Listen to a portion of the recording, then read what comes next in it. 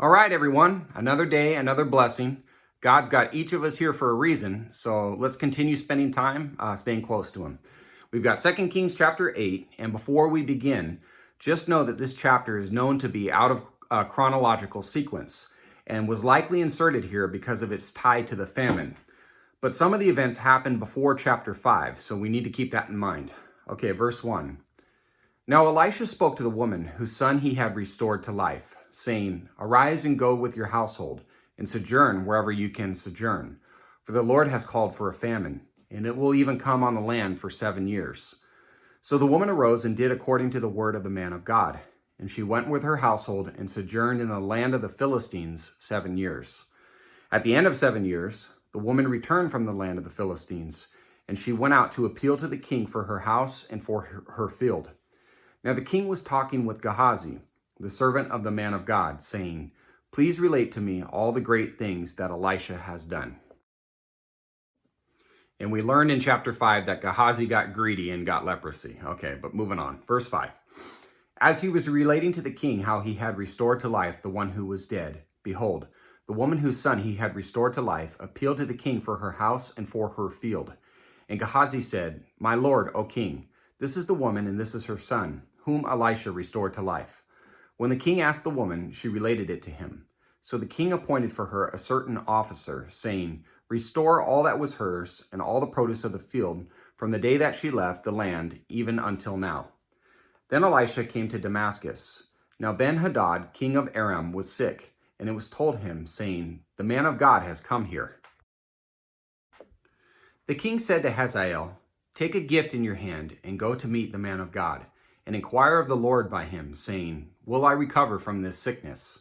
So Hazael went to meet him and took a gift in his hand, even every kind of good thing of Damascus, 40 camels' loads.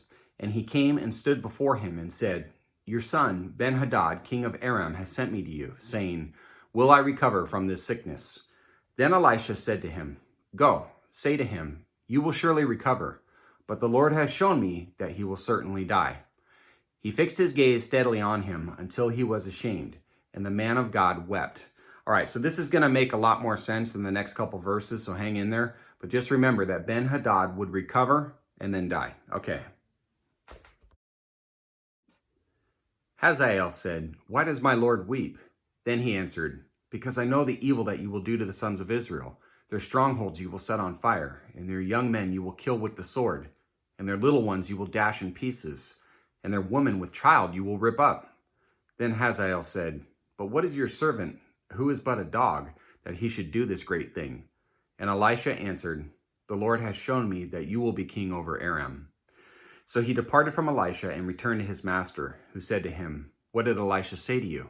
And he answered, He told me that you would surely recover. On the following day, he took the cover, meaning bed covers like blankets, and dipped it in water and spread it on his face so that he died. And Hazael became king in his place. So Hazael suffocated him, proving Elisha's prophecy to be true. Ben-Hadad would recover, then die. Now in the 5th year of Joram, the son of Ahab, king of Israel, Jehoshaphat being then the king of Judah, Jehoram, the son of Jehoshaphat, king of Judah, became king. He was 32 years old when he became king, and he reigned 8 years in Jerusalem. He walked in the way of the kings of Israel, just as the house of Ahab had done. For the daughter of Ahab became his wife, and he did evil in the sight of the Lord. However, the Lord was not willing to destroy Judah, for the sake of David his servant, since he had promised him to give a lamp to him through his sons always. In his days, Edom revolted from under the hand of Judah, and made a king over themselves. Then Joram crossed over to Zer, and all his chariots with him. And he arose by night and struck the Edomites who had surrounded him, and the captains of the chariots. But his army fled to their tents. So Edom revolted against Judah to this day. Then Libnah revolted at the same time. The rest of the acts of Joram, and all that he did, are they not written in the book of the Chronicles of the kings of Judah? So Joram slept with his fathers and was buried with his fathers in the city of David. And Ahaziah his son became king in his place. In the 12th year of Joram, the son of Ahab, king of Israel, Ahaziah the son of Jehoram, king of Judah, began to reign.